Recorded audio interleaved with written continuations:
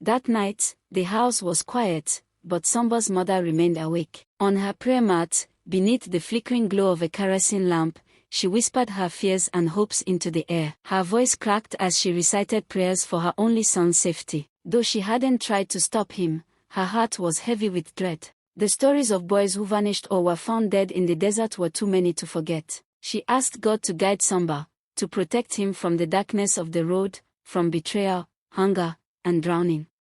Her tears fell freely, soaking into the mat as her palms pressed against her face in supplication. That night, as Samba quietly packed his few belongings in the next room, her prayers wove themselves into his journey, like invisible armor stitched with love and sorrow. Before the first cock crowed, Samba was already walking. The village still slept under a blanket of dawn mist. He walked barefoot, his feet used to the rough sand, a small sack slung over his shoulder. The world felt bigger than usual, the road stretching into an unknown future. He avoided looking back, afraid that one glance might break his resolve. With each step, guilt and hope wrestled in his chest. He thought of his mother, likely still on her mat, praying.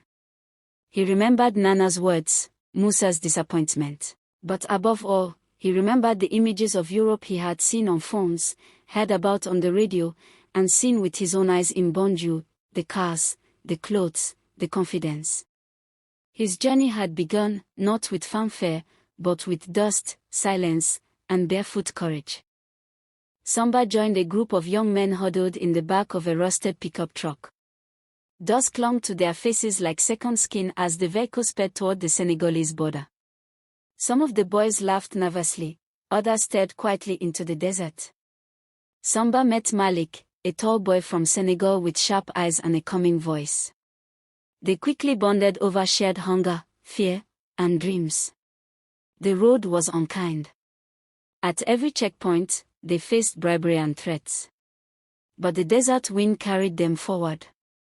They chewed on stale bread, shared stories, and kept hope alive through songs and whispers. Despite the hardship, there was a strange beauty in the camaraderie, a band of strangers united by a shared longing to reach a land they had never seen but believed would save them.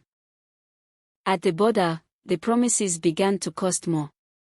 A smuggler with a scar across his chin and a toothpick in his mouth greeted the boys in a dark alley lit by a single bulb.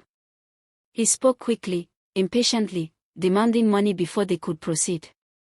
Samba handed over his life savings, a small bundle of notes folded in a piece of cloth. It had taken him years of odd jobs to save that much.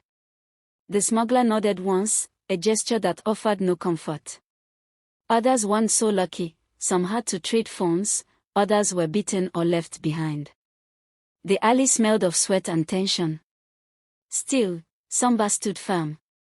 This was the price of passage.